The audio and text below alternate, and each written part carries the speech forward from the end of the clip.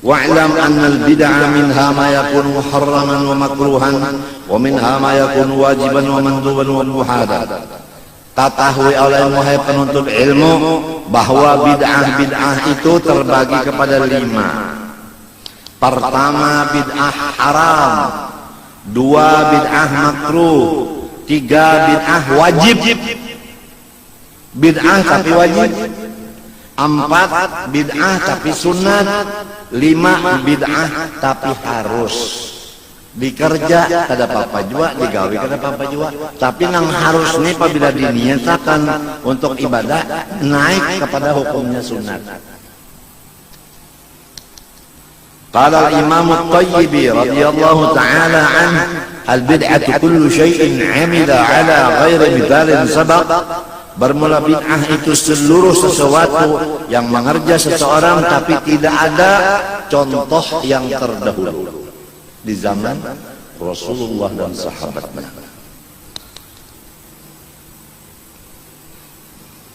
Wa fi syar'i ihdath ma lam yakun fi 'ahdi sayyidina wa habibina Rasulillah sallallahu alaihi wasallam. Bermula arti bid'ah pada syariat yaitu memperbuat sesuatu yang tidak pernah terjadi di masa Rasulullah sallallahu alaihi wasallam. Qala Syekhul Mujma' ala imamati wa jalalati Abi Muhammad Abdul Aziz ibn Abdus Salam rahimahullah fi kitab al-qawaid al-bid'ah munqasimatun ila 5. Ujar tuan guru yang ijma' ulama mengatakan guru ini imam, guru ini orang besar. Nama beliau Abdul Aziz bin Abdus Salam. Sidin berkata dalam akhir kitab Al-Qawaid, bunyinya bermula segala bid'ah terbahagi kepada 5. Jadi bukannya bid'ah itu sesat semuanya, tidak.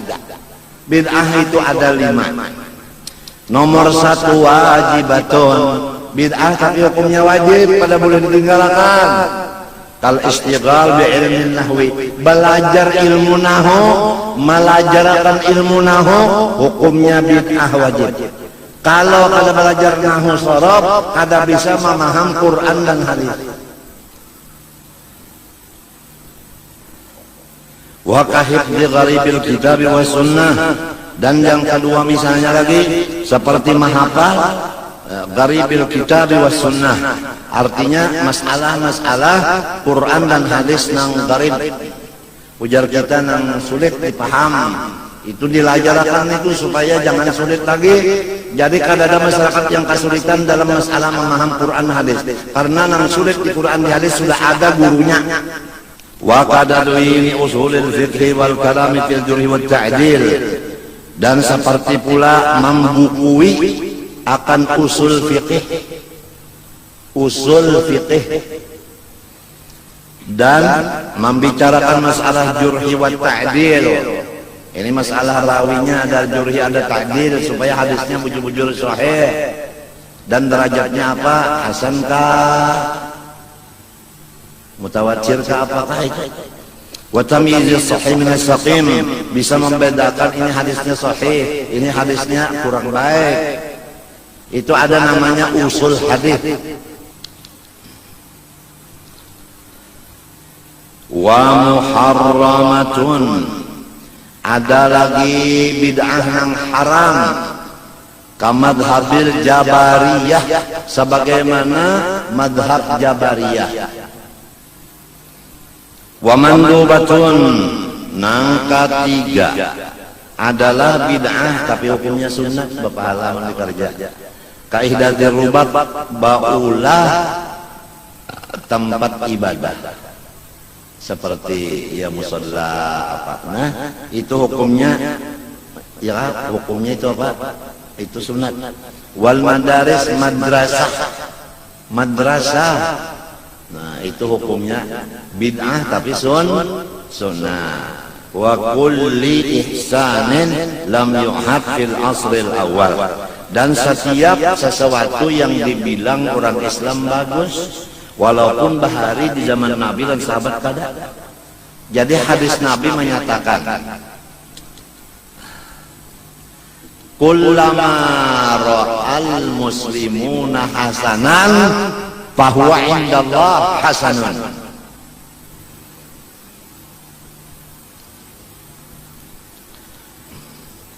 Waqat tarawih, seperti sumbah yang tarawih berjamaah. Wal kalam fi daqaiqit tasawuf, dan memperdalam ilmu tasawuf. Wa kajam'il mahafil, dan seperti mengumpulkan majelis lil istidlal fil masail, untuk mencari dalil beberapa masalah-masalah. Berkumpulan menjawab masalah-masalah yang ditakunakan oleh masyarakat. Itu maulah tempatnya itu, dudukan di situ hukumnya bid'ah mandubah. Wa makruhatun, dan lagi yang keempat, bahagian dari segala bid'ah ada bid'ah makruh.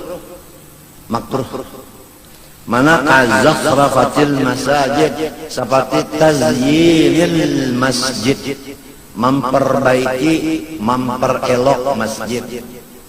Masjid memperbagusi masjid, itu hukumnya makruh. Wa fa'ilul makruhi lam yu'adzabi, siapa memperbuat makruh tidak disiksa oleh Allah. Nah itu wah wajar tuh pak imamannya pindah bercampur macam-macam itu. Ada disiksa juga. Wa fa'ilul makruh lam yu'adzabi. Makan acan, berokok,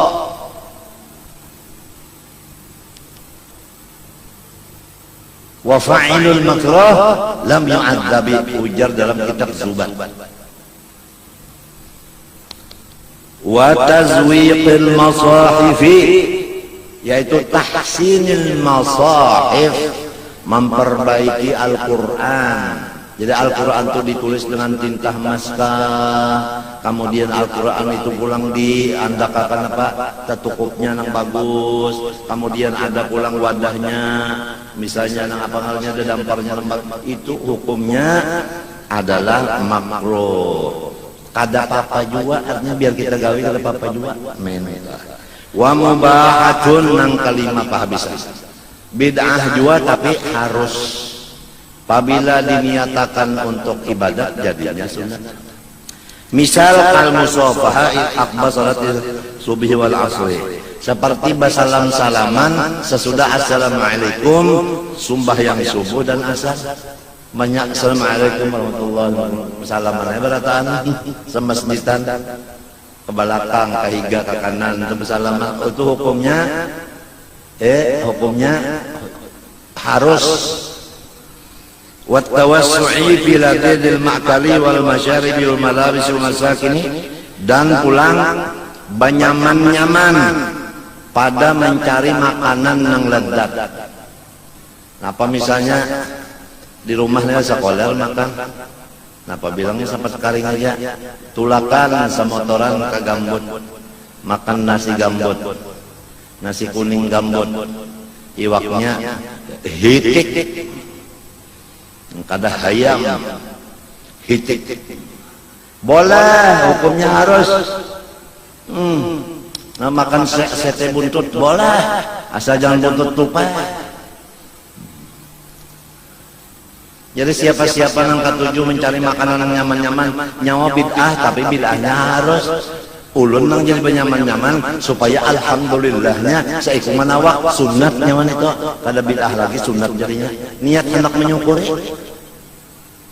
Bagus alim pada bungol, bisa memada-madakan nang aturannya kada dapat pahala, terbalik jadi apa? Pahala. Sama aja makan nasinya nasi gambut dua. Tapi niatnya anak alhamdulillah, seikungan lalu hitiknya dua, bayar balon.